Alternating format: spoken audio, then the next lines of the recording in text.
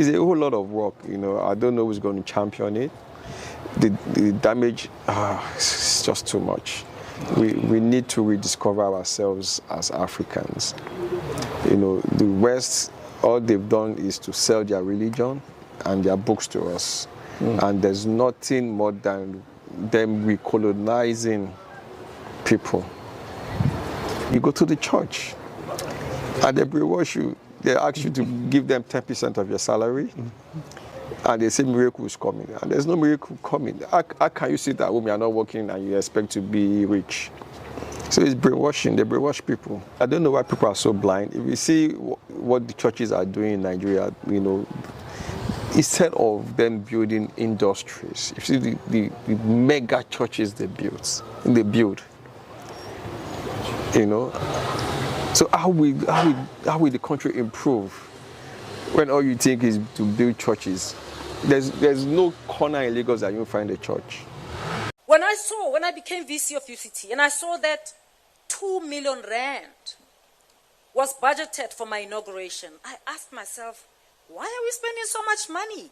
Where are the decolonization people? You talk about decolonizing higher education, curriculum. Nobody talks about decolonizing the executive. And I said, why should I have this? And I was told, this is the way it is done. And it's the way it's supposed to be done from time immemorial. And I was asked to write a motivation as to why I don't want to have it. I was expected to accept the nonsensical justification that it's tradition because the event was in my honor. So I was supposed to be impressed.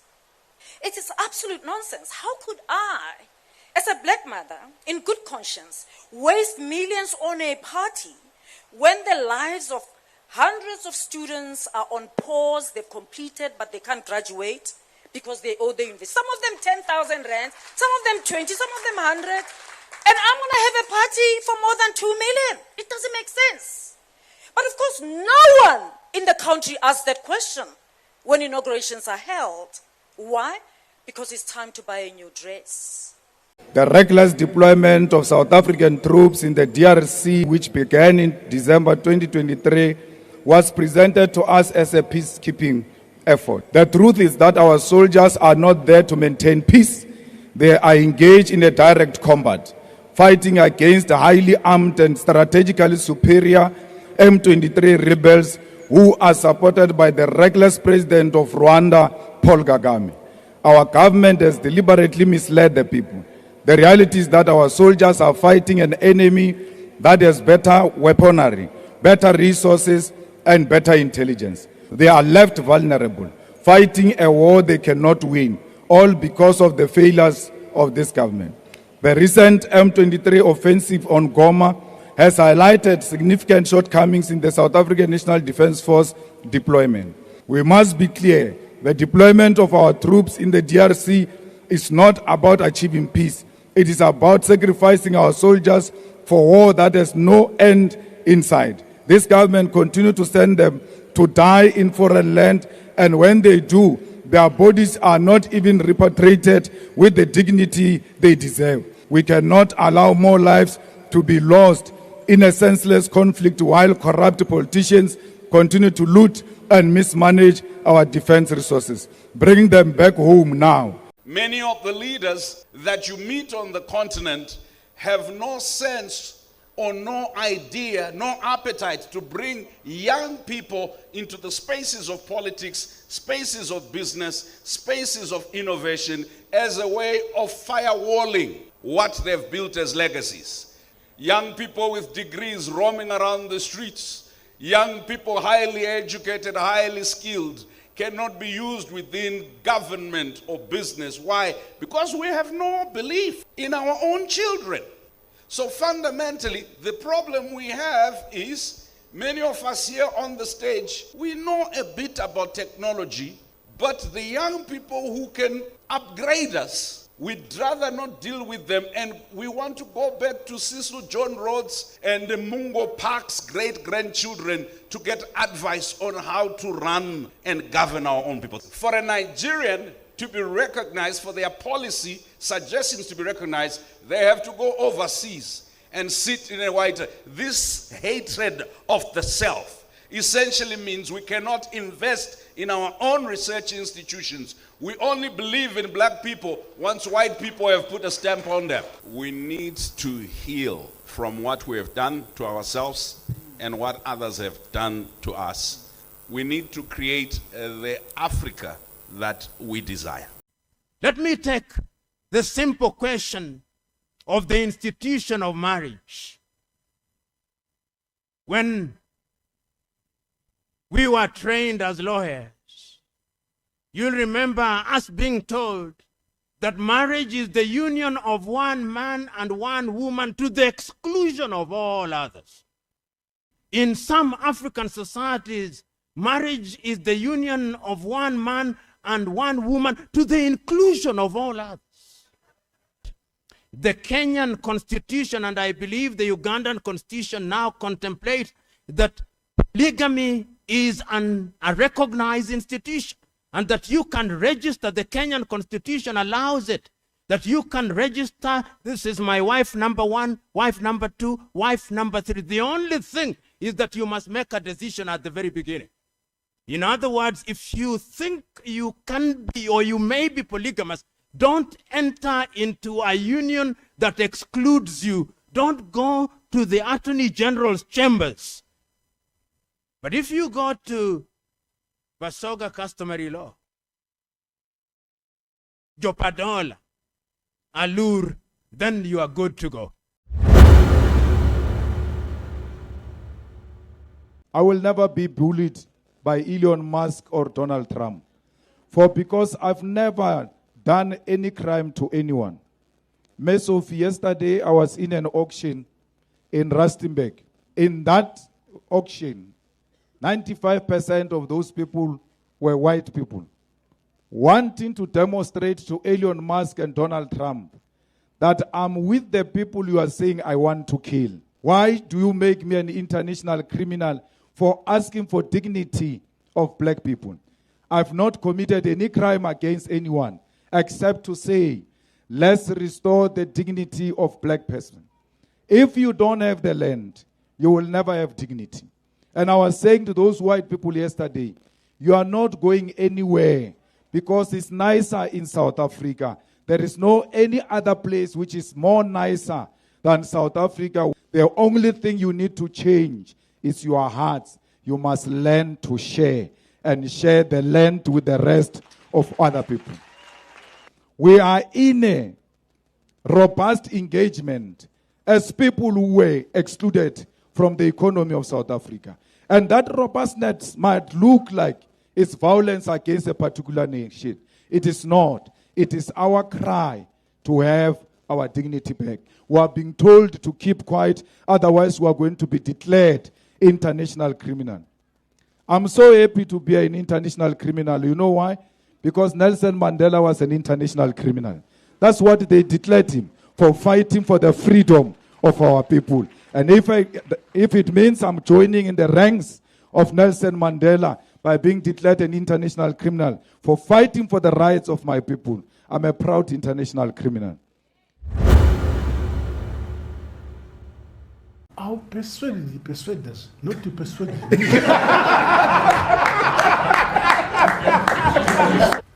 Zimbabwe growth was faster when we had sanctions than before sanctions. Mm-hmm. So if you want the economy to grow fast, you impose sanctions. I think when the dog begins barking, the next is to bite. So if we are barking, what is left is biting. You will feel the bite when we bite. I have 2 terms, and these terms are very definite. And I'm so democratic. When they come to an end, I'll step aside and my party will elect my successor. That is as clear as day.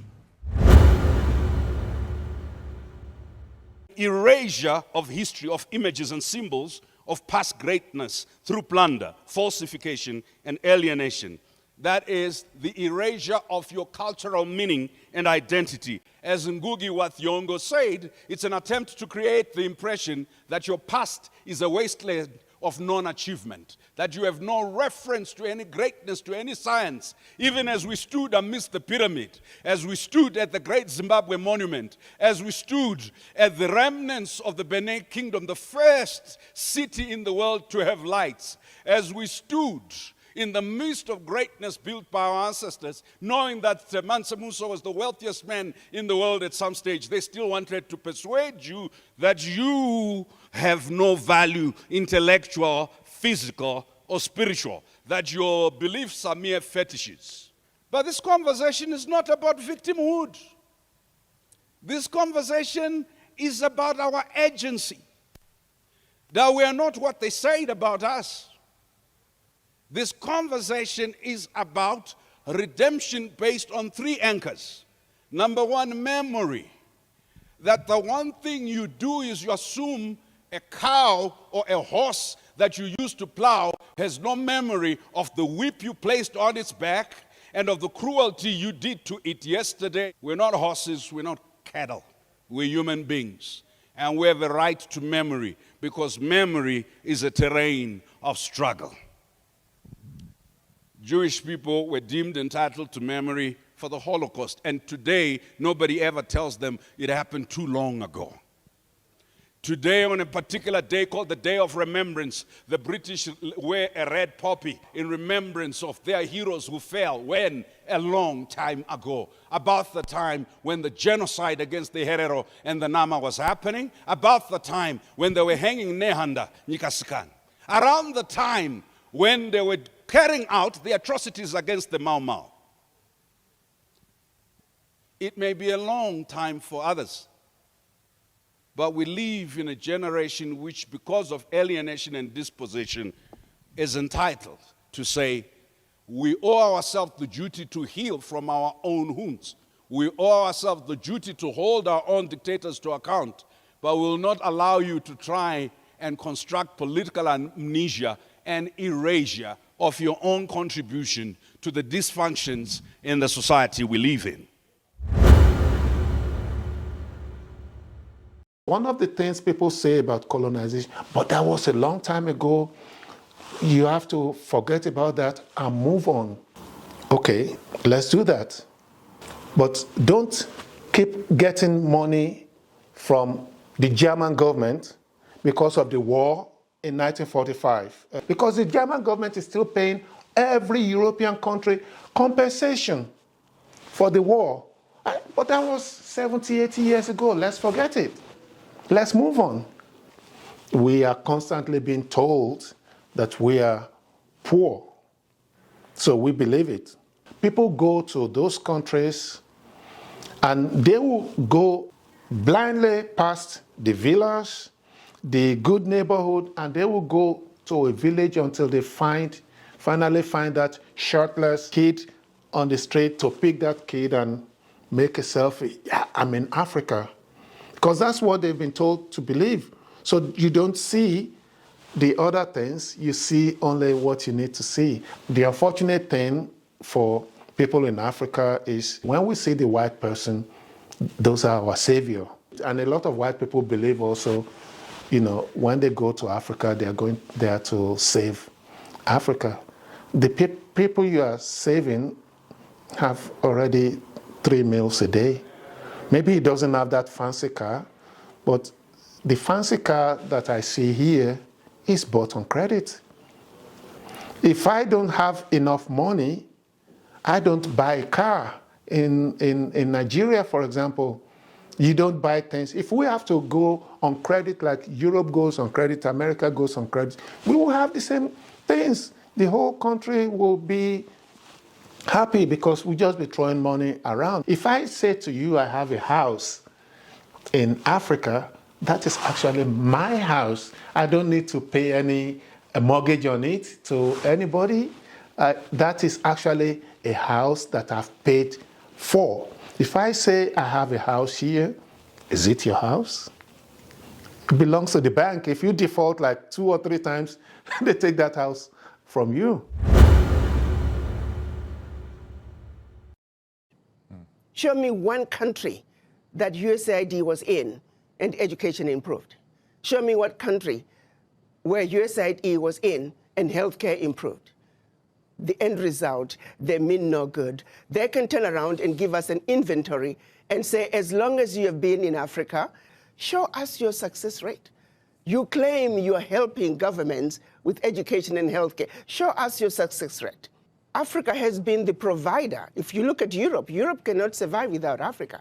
One situation that people don't realize, post-World War, when the US came up with the Marshall Plan, what they don't tell you is that the contribution through exploitation of African minerals was actually the biggest funder of the European Recovery Plan, ERP, AKA the Marshall Plan. Let's be realistic here. Let's not talk about peanuts. Africa does not need the aid.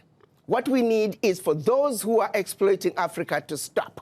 Africa has everything it needs. If Africa could have contributed as much as it did to the recovery of Europe post-World War II, why wasn't Africa equally developed? United Nations, it took 4 weeks to create the United Nations. Why? In order to help the recovery of Europe. The World Bank, the IMF, it took 3 weeks to create them after the Second World War in order to aid in the recovery of Europe from its own self-implosion and destruction. So no. These institutions were not created to benefit the developing world. To the contrary, they were built to steal from the developing world. Their success is based on the failures of the developing nations where they have been stealing from. We call on Zimbabweans to stop being cowards and confront Mnangagwa's government and go and reclaim their own country. They cannot continue to stay in South Africa as if they are enjoying life here. You will never enjoy life in somebody else's country. You can only enjoy life if you go home and remove ZANU-PF from power and arrest those who are stealing the gold of Zimbabwe. People know that Africa was colonized by majority of the European continents. In the Berlin Conference, they shared Africa like a piece of steak. But now we live in a different types of colonization. We're not anymore colonized physically, but we're also mentally colonized. And they've taken what's the most important for our freedom of self-determination, which is our resources. Colonialism wasn't only about controlling black people or sending troops, checkpoints. It was actually a way to extract resources from the continent back then. But now Europeans have had some kind of renaissance or awakening, let's call it, or they got very smart in how they do their day-to-day theft. Now, instead of sending troops, they send men with suits. The banks are involved. The banks, it's not only the capitalist corporations, but also the big banks like IMF, World Bank, France, the National Bank of France, who prints money for almost 5 or 6 West African countries. And to get out of neocolonialism, there's no blood going to be shed this time, but it's a smart game. Now we're playing a chessboard game, a mental decolonization. And it depends on when you meet leaders like Burkina Faso or Mali or Niger, it also, okay, just we have these great leaders who have a great initiative for Africa and they want to free Africa, they want to liberate, they want to unite Africa. It won't work unless their population is behind them. And now for the first time in Africa, we see that. And I tell anybody to his face to go to hell. If anyone comes around and thinks they can, they come and say, hey, we're going to sanction you. To what? Go to hell. Just go to hell. You have your own issues to deal with. Go and deal with your own issues. Leave me to mine. So my worry is not about how powerful these people are that come down upon us and throw anything at us. I'm never worried about that. I worry about one thing, which has lived on for centuries. It's for Africans who sit back and find nothing wrong with accepting to be treated like that. That's my only worry. When can Africans refuse to be mistreated like this? To be told they have no value? To be told that their lives have to be lived as a result of a favor they are being done by somebody else? What a shame for people to accept that even for a moment. You must not accept it. You must get up and fight for yourself. And then you have fools leading countries and being used as puppets. And they are stealing from their own resources, which they should be putting to the good use of their own people and develop them. They just billionaires in a sea of poverty, millions of people going hungry, and their leaders, billionaires, money that has been stolen from the resources of these people, and these are the ones received in Western capitals and praised. This is Blessed Lunas Geza, Comrade Bombshell. We have demonstrated to the Mnangagwa regime that enough is enough. We know the reason why we called this shutdown is to make sure that Mnangagwa is booted out of power. We can all agree that emotionally we are all on shutdown. Mentally we are all on shutdown. Psychologically, Zimbabweans are on shutdown. Physically, we are all on shutdown. The reality is that it's Mnangagwa who has put the country on shutdown. Nothing is working, and even to those who were loitering in town, they are mentally and psychologically on shutdown. So Zimbabweans, let's continue with our shutdown. Let's stay the course. Our goal is to remove Mnangagwa, and we are on course. Mnangagwa will go, and his Galandas will be arrested.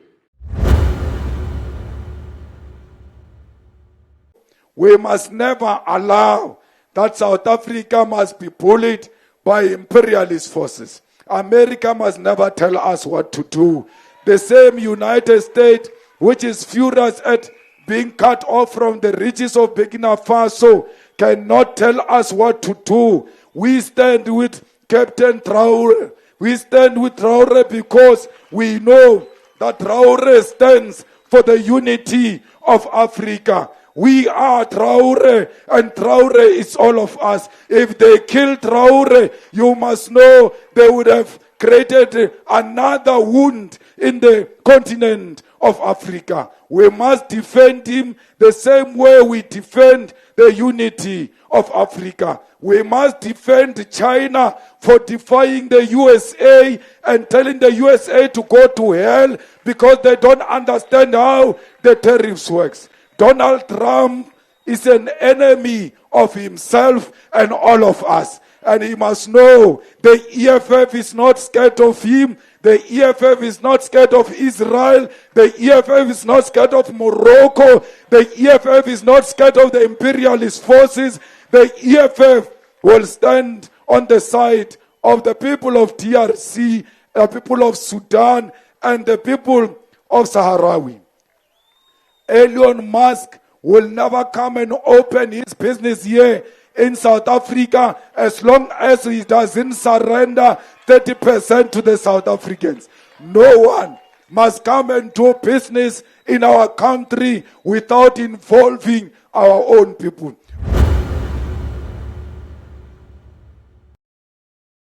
Dear white people, we don't need you to explain the past. We already know. What we need is your willingness to sit with our stories without flinching, without defending, to hold space for our grief without rushing to say, you should be grateful for what colonization brought. Grateful for the languages that replaced our own, for borders drawn by strangers in Berlin without a single African at the table, for Christianity and capitalism forced upon us when we already had our own spiritual system and economies. That is not gratitude. That is gaslighting. Dear white people, yes, we are angry. But anger is not hatred. It's grief unprocessed. We want a world where African excellence is celebrated with the same breathless awe as European genius, where our stories are not always about poverty and war, but also about innovation, joy, philosophy, beauty, because we have all of that and more. Dear white people, in the time I've been talking to you, many of you would have made thousands of bank transfers using your mobile telephones. M-Pesa, Google it. The mobile phone gadget might have been invented by you, but the system of transferring money from one cell phone to the other was invented in Kenya. You don't know that because Africa's achievements are always minimalized and brushed under the carpet. You tell us never to forget the Holocaust, and rightly so. That was one of the darkest moments in human history. It should always be remembered. Always. But then you turn around and say to Africa, get over slavery, move on from colonization. Why? Is our pain less sacred? Is 400 years of forced labor, family separation, mutilation, rape, and cultural erasure less horrifying because it happened in plantation and not in gas chambers and not to people who do not look like you? Is the scramble of Africa, which left millions dead and millions more in poverty, not a tragedy because it came dressed in suits and treaties instead of boots and bombs? And there are no 49 Afrikaners who left South Africa. You all know that. It's a fiction, it's drama. You know, America with drama is number one. That thing is Muvango. I don't know what is Muvango in Africa. It's just a drama. If those people are farmers, it means there are 49 farms available.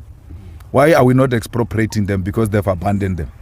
But why is the media not telling us? Because they say these are farmers. Why is the media, through its own investigation, say to us, this picture you see is a farmer at this. They are not farmers. There is no one who left farming here in South Africa. I suspect that those whites were these ones who were looking after cars at the parking lot. They were attending to cars and they went to fetch them there. They can't live. They will never live the kind of life they live here in South Africa anywhere else. No Afrikaner will leave South Africa for America. It's not true. We're demanding our land. We're saying let's share this land. Let's all work the land. Because we can't, when we're asking for food, and say no, you're committing crime by asking. We're having a robust debate on land in South Africa. And that must never be used to silence us by America. After 50 years of independence, what justification do we still have to blame the West and former colonizers for our underdevelopment? How come we find it easy to steal from each other, to arrest and imprison each other over ideas, kill each other over ethnic differences, yet we do not have the same determination to solve the economic problems that face us? No one is coming to save this continent. Africans, you are on your own. We are on our own. We cannot heal ourselves. We cannot clothe ourselves. We cannot even drive ourselves. All the cars that we used coming here are not produced in the continent. We have wars in at least each of the regions of the continent. Yet well over 90% of those guns and ammunitions don't come from this continent. And out of the destruction of our lives is the profiteering of the international military-industrial complex based elsewhere. We don't even have the means to kill ourselves, but killing we are doing.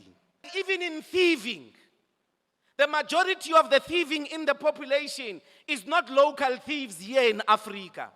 Through illicit financial outflows, you are even outdone in thieving by the Western thieves in Europe as well as North America.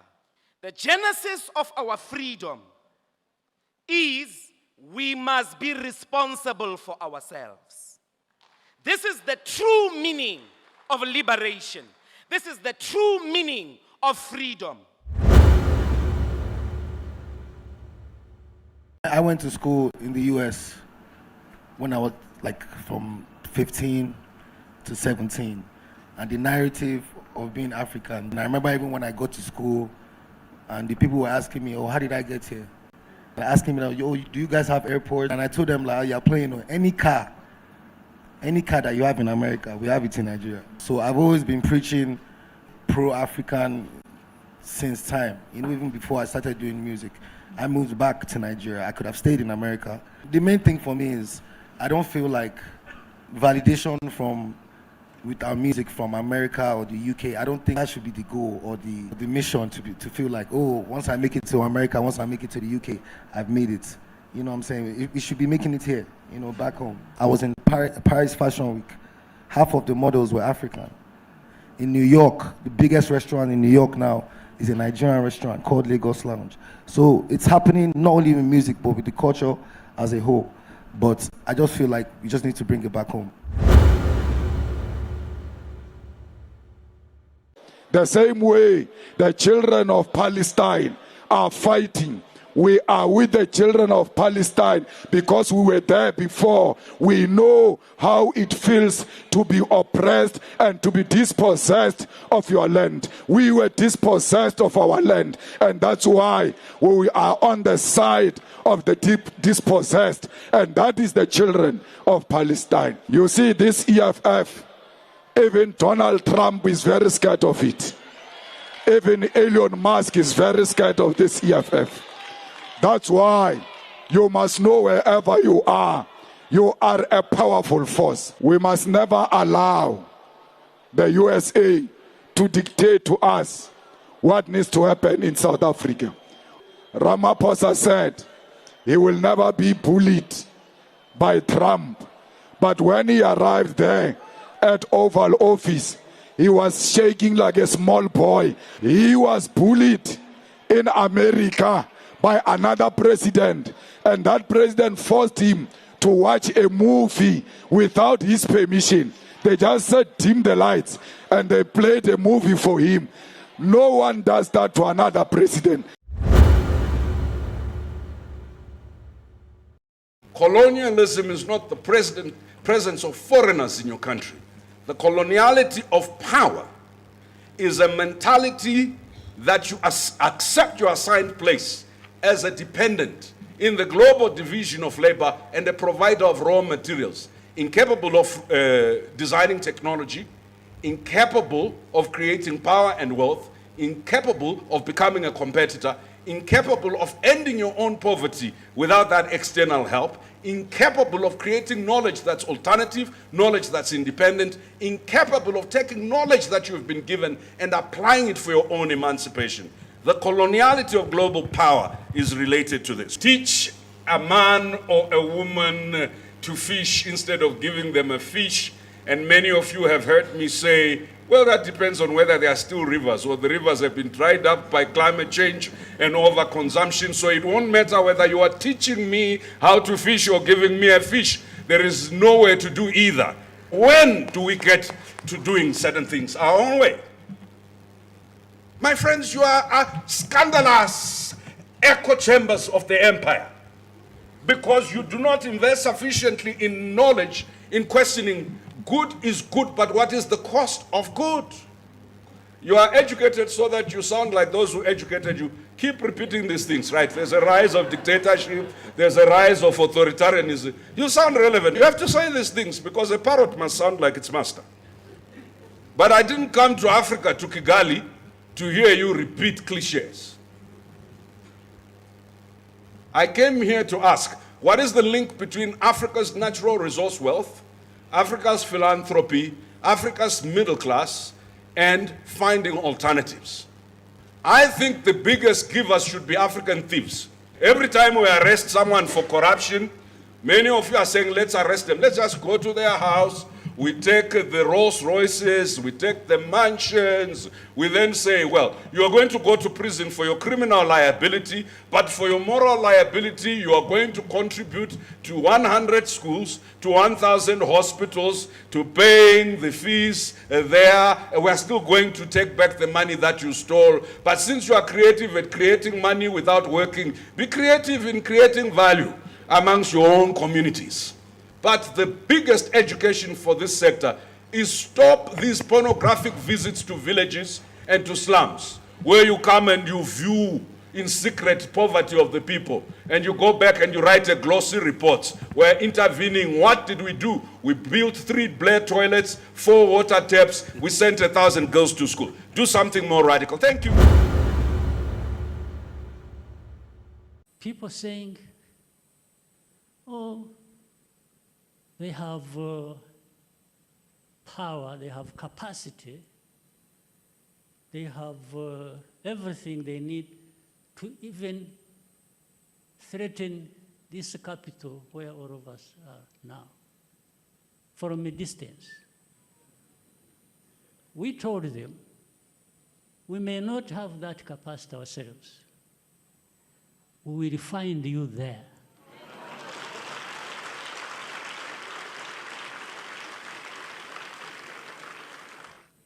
We can walk 2,000 kilometers from here, fighting if and when we have to fight. These people who tell you nonsense, that they have drones, they have what, they will come and attack one, we will find you where you are launching those drones from. There is no need to attack us. There is no need to threaten us. We don't threaten you. We don't wish you anything bad. Just, if you can't cooperate with us, leave us alone, please. Those who say they will not give us their money, yes, it is your money. Give it to whoever you want. Take it away and give it to whoever you want.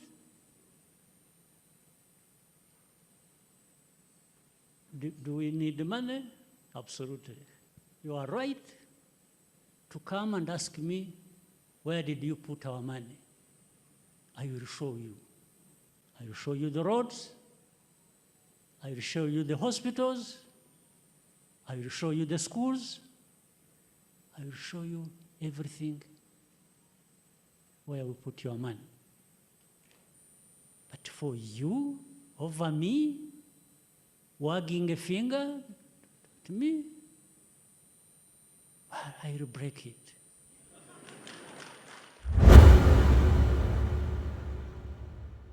Why is it that until the Western society figures out how to monetize something from Africa, it is labeled as primitive, barbaric, or backwards?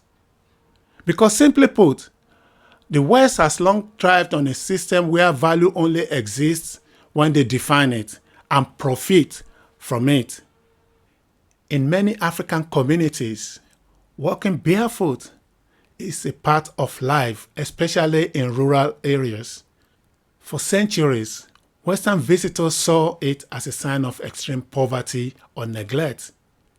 Now, in Germany, the UK, and the Netherlands, there are grounding retreats where participants pay 500 euros a weekend to walk barefoot on grass, sand, or earth for spiritual connection and electromagnetic balance. They are literally They are literally paying to do what African kids were once pitied or mocked for doing. They call it poverty until they could sell it as wellness. You were investors before you were colonized. You were royalty before you were enslaved. You were storytellers before you were silenced. And now, in the 21st century, you are not imagined. You are reimagined. What I have seen historically is that music can be accepted, but the people are still not accepted.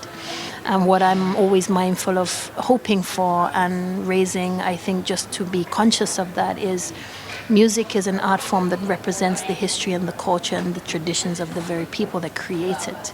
And whilst we will celebrate Afrobeat music, just as now we kind of, in the West, for example, there's music that is celebrated that is recognized and understood as music of black origin, and that has become an integral part of Western society, and yet people of African origin still face the same discrimination and difficulties, despite the culture being accepted and appropriated in many senses.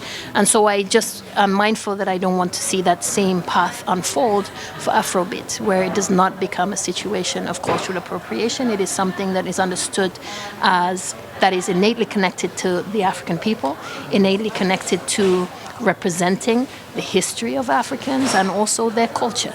And so that's something that I hope we will protect wherever it goes around the world. In the past 18 months, I have spent more than 20,000 euros attending friends' parties and jubilees. In those 18 months, I have flown to and partied in Dar es Salaam, Tanzania, to Lagos, Nigeria, to Village and Mönchengladbach in Germany, to Groningen, Vught, and Arnhem in the Netherlands, staying at hotels and resorts. If those friends had invited me to invest the same money in a joint business to build wealth and create jobs, would I have given away the same with the same enthusiasm? Why do I, as an African, have no problems flying across oceans, joining hands in spending money to party, but I will invent the most grandiose excuse for not joining hands across the street to build generational wealth together? We really have to start walking the talk and just move from talking to doing, and then being able to see the results and measure them. My appeal to everyone is to take our responsibilities seriously and play our part. And then in the end, once you have done that, you are empowered to even hold others accountable. But you can't hold people accountable when you are not playing your part. We have 75% of our population being 35 and below. 75%. So if you have these 75% who are not really also playing their part and just making demands, there is a problem. Yes. In the end, leaders may be crucified for the sins they have not committed. Stop being beggars and depending on others.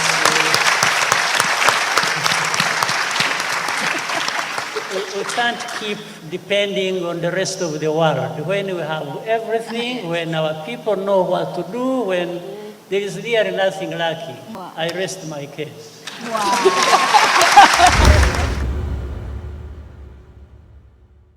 Do you just want a rich white man, or do you want a human being that you can work with? Do you want a human being that you can love each other and love on each other? You know, like those are the kind of things I always ask myself, because I'm like, At this particular point in my life, I don't think being rich is the goal. I think being wealthy and healthy is the goal. No being rich for me. I don't know. I like that. Not being rich is the goal. Being wealthy and healthy. Yeah, no, that's the goal. And you can be wealthy without being rich. Yeah. Because one is money and one is soul and fulfillment. Mind. But that soul and the mind, how much of your groceries is it going to pay? I get what you're saying, but I'm not saying that you don't be productive. You're working, but also take care of yourself. When I came to the US, I realized, because this is not the case in Nigeria, that when you want to be taken seriously as a woman, intellectually, you're not supposed to care about your appearance. Because if you do, then it somehow means that you're shallow or all sorts of things. I think this is a particularly Western thing. Because on the continent of Africa, it does not happen. You see intellectual women and they are just fabulous from head to toe.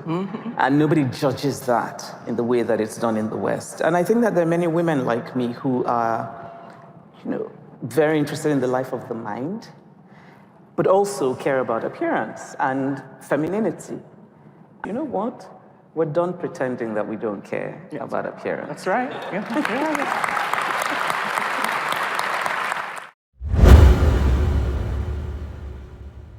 It seems to me the easiest way to think of Africa is only in terms of poverty. And in America, which is where I know well, but also I think in the UK, that African wealth is always somehow tainted.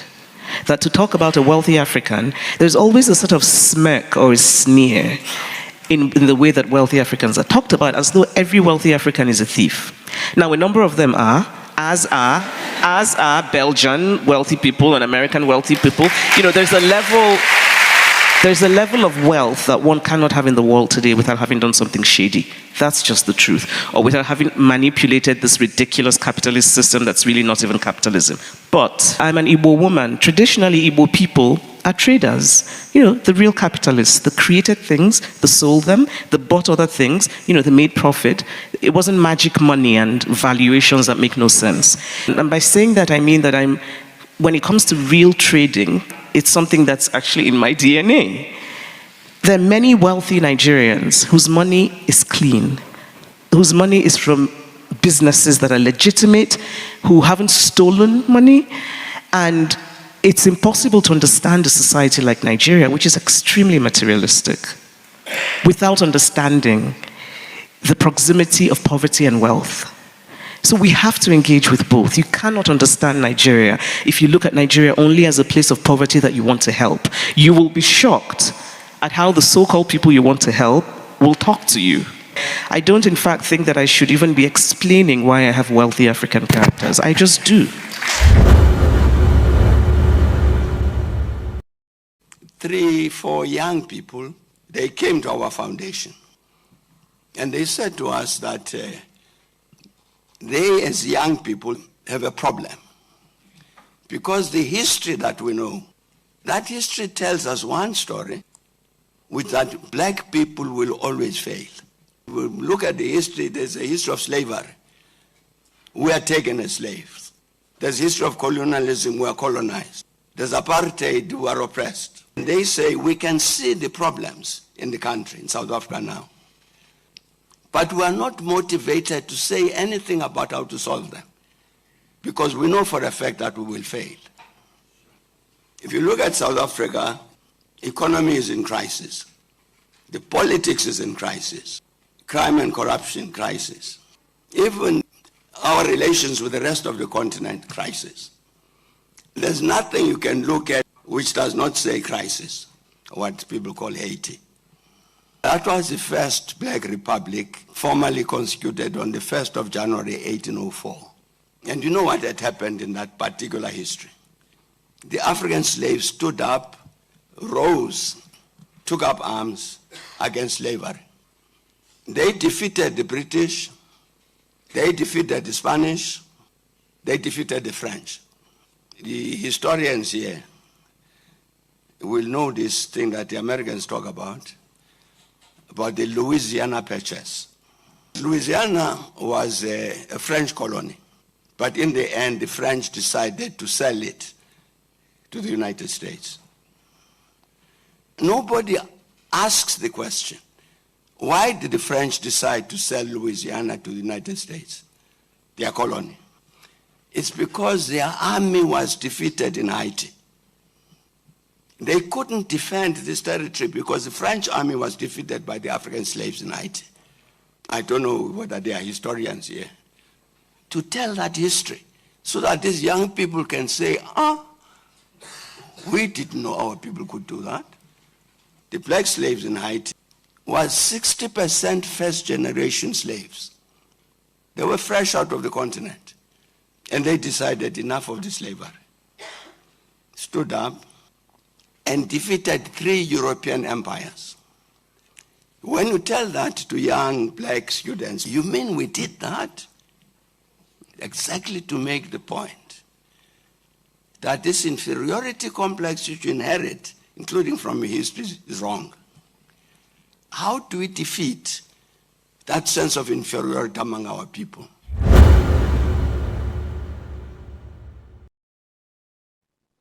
That great African icon, Thomas Sankara, said, "The revolution and women's liberation go together.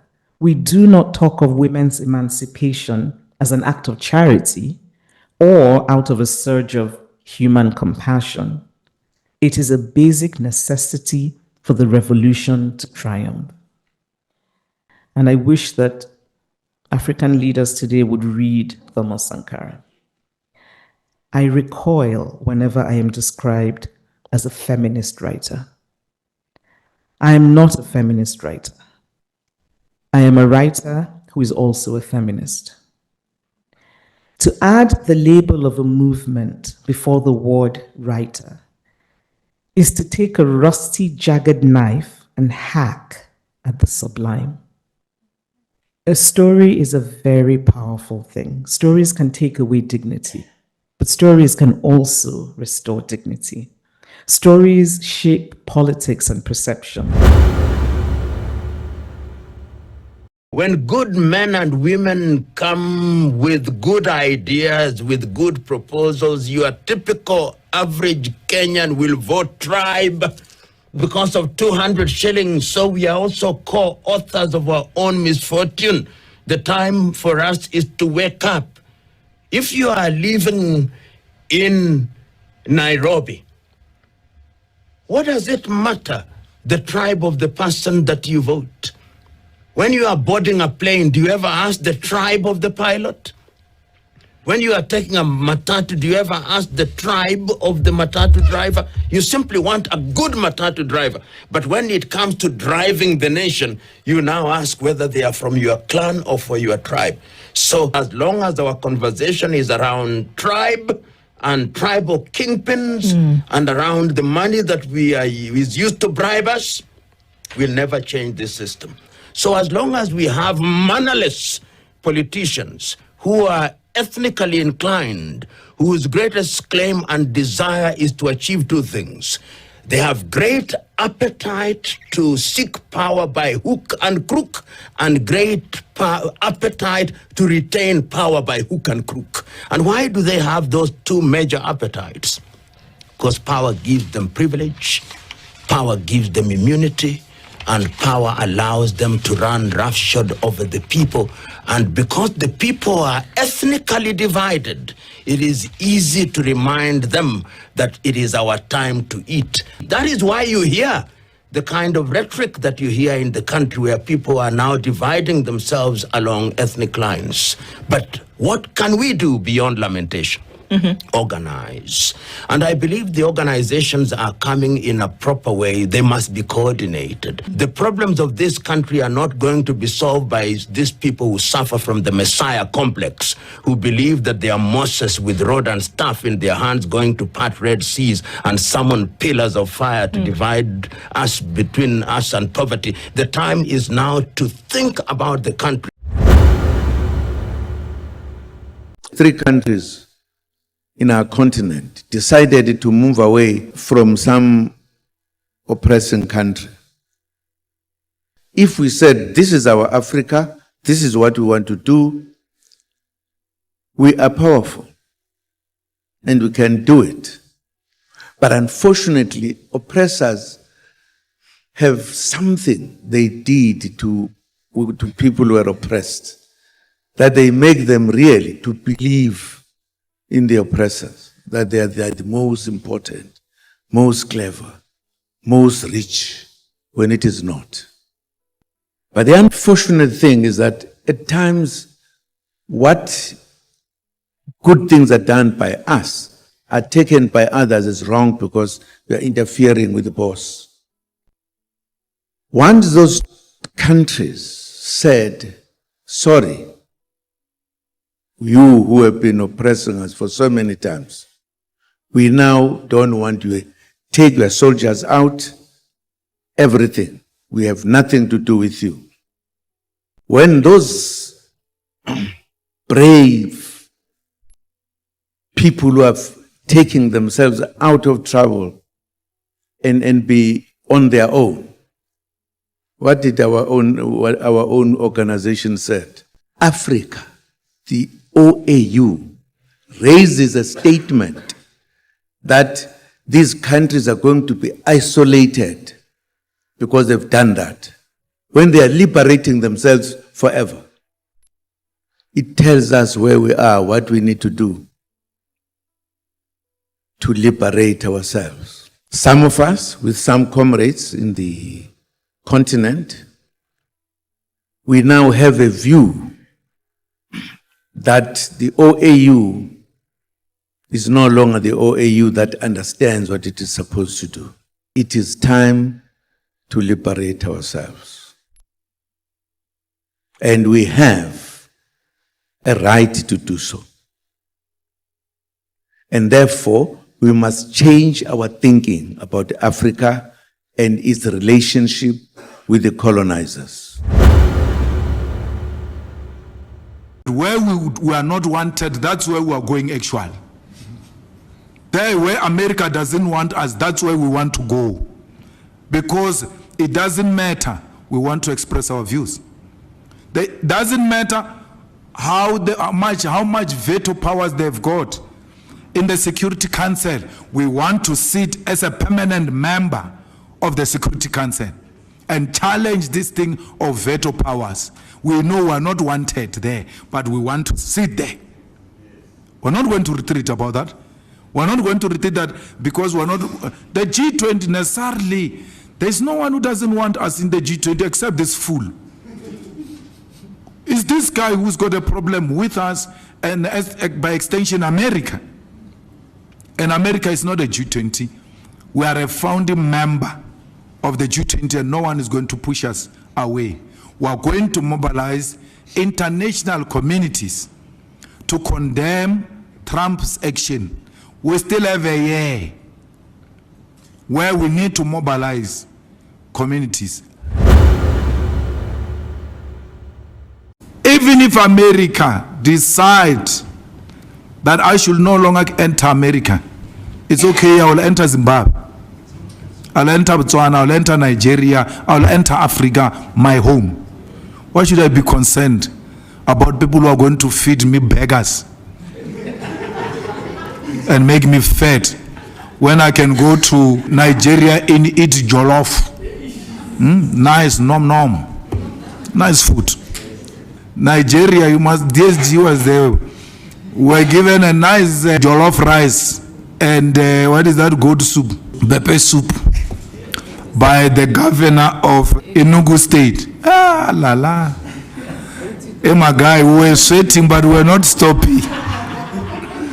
Sweating, but not stopping. That's how nice Africa is. So you want to threaten me that you won't give me a visa to America or give me a visa to London? I don't care. I'll go to Africa and enjoy the company of my own people. One day this will come to an end. Even if it's not achieved under me, I must lay a foundation for those who come after me, that we must not hero worship America.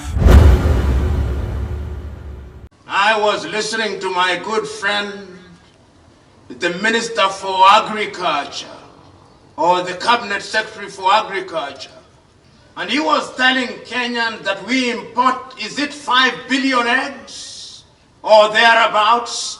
I may be wrong about the numbers, but we import eggs. Can you believe it? Did the chicken in Nyeri forget how to lay eggs? That we should import eggs? I listened to the minister for the time being in charge of the treasury in Kenya, talking about our GDP being 136 billion or thereabouts. That is what we produce, the 50 million of us in Kenya, 136 billion United States dollars. I do not know whether you've heard of a supermarket called Walmart. Walmart's earnings last year is 564 billion. It means that a supermarket in the United States of America generates more money than 50 million of us. And we are the 6th largest economy in the continent of Africa. Are we doing well? No, we are not. Next year, Africa is going to import food. We are going to import maize. We are going to import wheat. We are going to import rice. We are going to import sugar. We are going to import many things, which means we cannot feed ourselves. The question that I'm asking you after this conference, how many of you here will be engaged in agriculture? Because he or she who cannot feed himself is a slave.